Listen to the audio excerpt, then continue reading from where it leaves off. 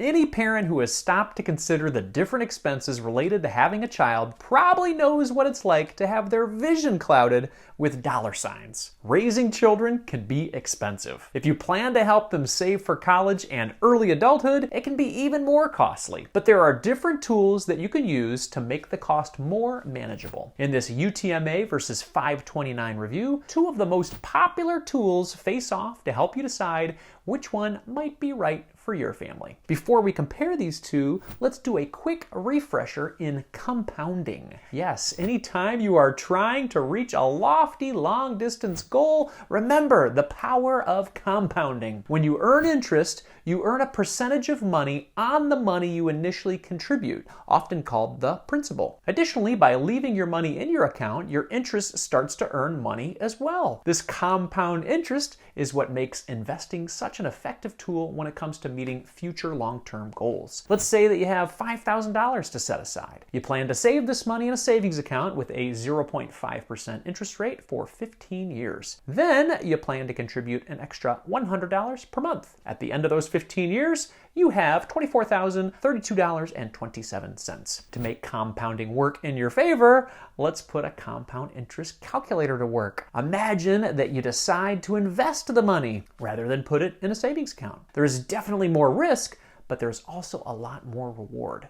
Take the exact same scenario as we spoke about, but substitute an average interest rate of 6%. In the same amount of time, you now have $39,913.95. Compounding makes investing a powerful tool to meet future goals. But which investment vehicle is right for you when it comes to your kids' future? It's time to explore two popular options, the UTMA Custodial account and a 529 college savings plan. Let's start with the UTMA. What is a UTMA? UTMA stands for Uniform Transfer to Minors Act. While the acronym technically represents the act itself, most people use UTMA to refer to a custodial account. Think of it as a financial account with training wheels. The account is set up in your child's name. However, you or another adult are in charge of it until they reach a certain age. Typically, that age is between 18 and 21.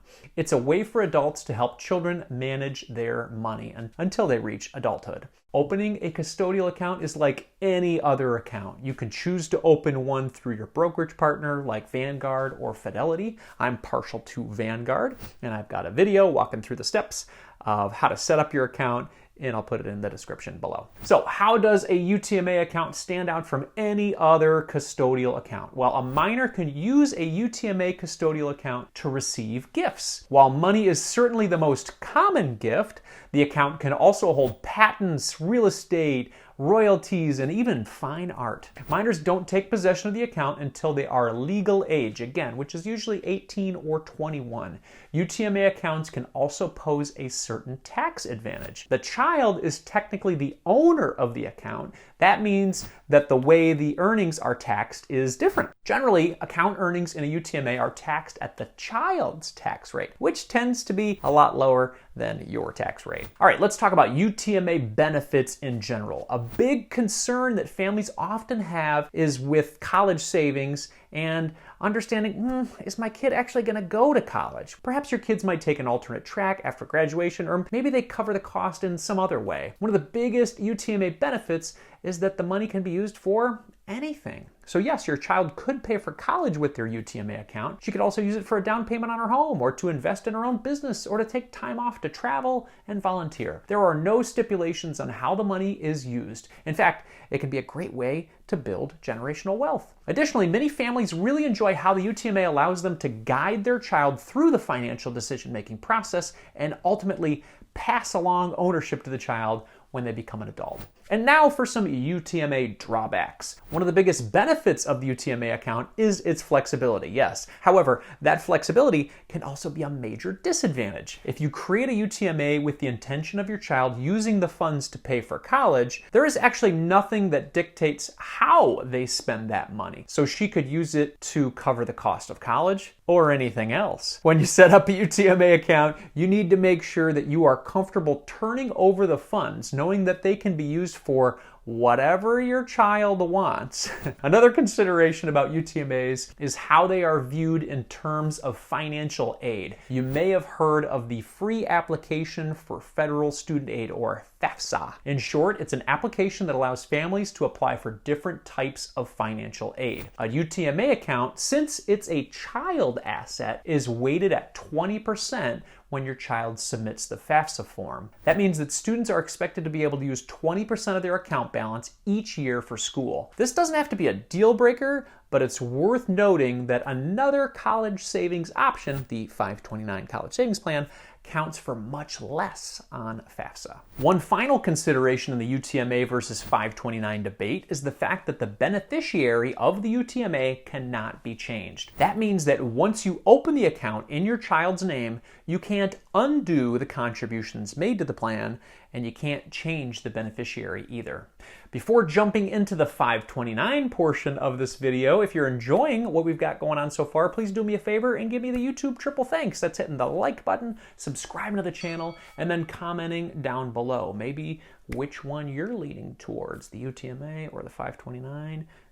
Maybe it's still up for debate. That's okay. Thanks for considering it. Okay, let's talk about a 529 college savings plan. A 529 is another popular savings tool that is specifically designed for educational purposes. When 529 college savings plans were created, their purpose was to cover the cost of post-secondary education at accredited colleges, universities, and trade schools. Examples of what expenses are included are tuition and fees, supplies and equipment, room and board, and computers and other technology equipment. However, thanks to two recent pieces of legislation, the funds in a 529 can also cover some qualifying K through 12th grade expenses and apprenticeships. It's worth noting that these plans do need to be used for qualifying educational expenses, or they are subject to both 10% penalty and federal income tax. Let's talk 529 benefits. When money is set aside in a 529 plan, it is earmarked for educational purposes. That means that you don't have to worry about your child coming of age and using the funds for anything other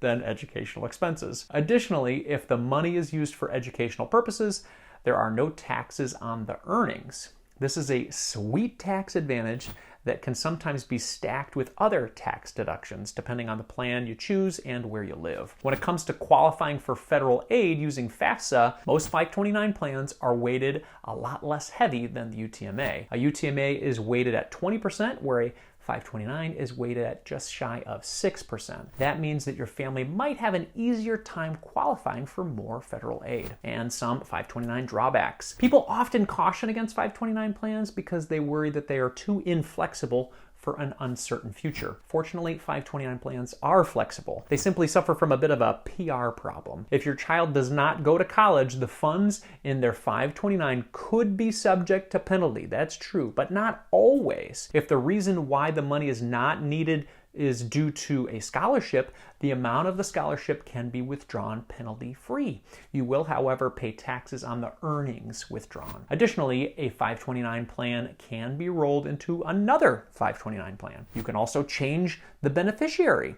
All of these strategies allow you to avoid the 10% penalty that comes with using the money for non-qualifying educational purposes. Plus, thanks to the Secure 2.0 Act, your 529 plan just got even more flexible. Unused portions of a 529 plan can be rolled over into a Roth IRA. There are some specific parameters that you have to follow to qualify, so be sure to research things a little bit more than just watching this video. The 529 plan needs to be open for at least 15 years. Additionally, the beneficiary should match the name on the Roth IRA. Lifetime contributions are capped at $35,000, and regular Roth IRA contributions need to be followed as well. While these parameters are still less flexible than a UTMA, they do give 529s a welcomed facelift.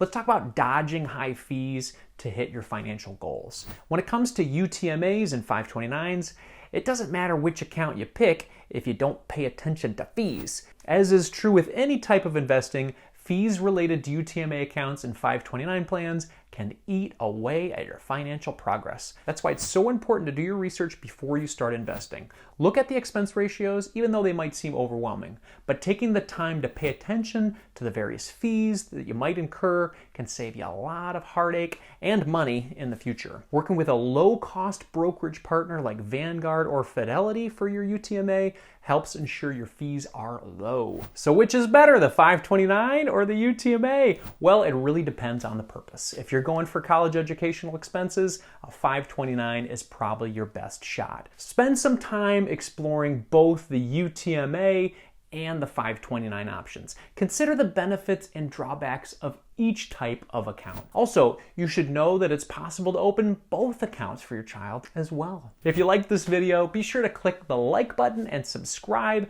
so we can continue helping your family build wealth and happiness. For more inspiration on your family financial independence journey, check out this next video right here. Carpe diem.